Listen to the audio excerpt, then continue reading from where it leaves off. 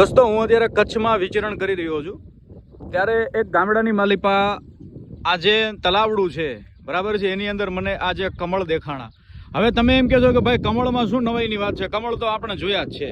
પણ દોસ્તો આ જે પાણી જે તમે જોઈ રહ્યા છો ને આ તળાવડામાં બરાબર છે, આ પાણી બધું જે છે એ વરસાદનું સંગ્રહિત થયેલું પાણી છે, એટલે કે આ વરસાદી પાણી છે.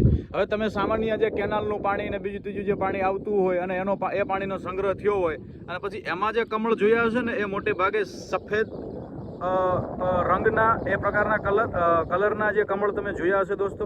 પણ આ કમળ જે છે ને એ એકદમ ગુલાબી અને આ કંઈક અલગ જ પ્રકારના કમળ આપ જોઈ રહ્યા છો. જુઓ દોસ્તો, હવે આ જે છે ને કમળની એક અલગ જ પ્રજાતિ છે જે મોટે ભાગે આવી રીતના વરસાદી પાણીમાં જે સંગ્રહિત થયું હોય એમાં થતા હોય ને એવા સરસ મજાના રૂડા રૂપાળા લાગે છે.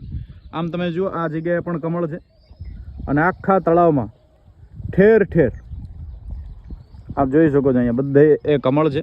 ટૂંકમાં કહેવા એ માગું છું દોસ્તો કે કમળ તમે જોયા હશે પણ આ એક કમળની અલગ જ તરી આવતી પ્રજાતિ છે જે વરસાદના સંગ્રહ થયેલા પાણીમાં વિશેષપણે જોવા મળે છે.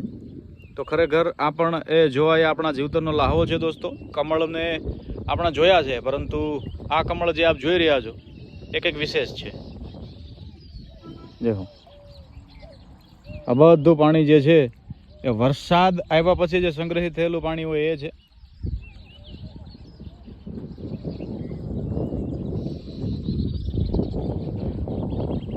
આ કમળ જે છે ને દોસ્તો એના પાંદડા એના તમે જોઈ શકો છો, એ જે ફૂલ જે છે તમે જોઈ શકો છો. બીજા જે કમળ આપણે જોયા છે એકદમ ભરાવદાર હોય, જાડા હોય, પણ આ એકદમ પાતળા અને અણીદાર અને એના છૂટા ફૂલ છે આપ જુઓ છો.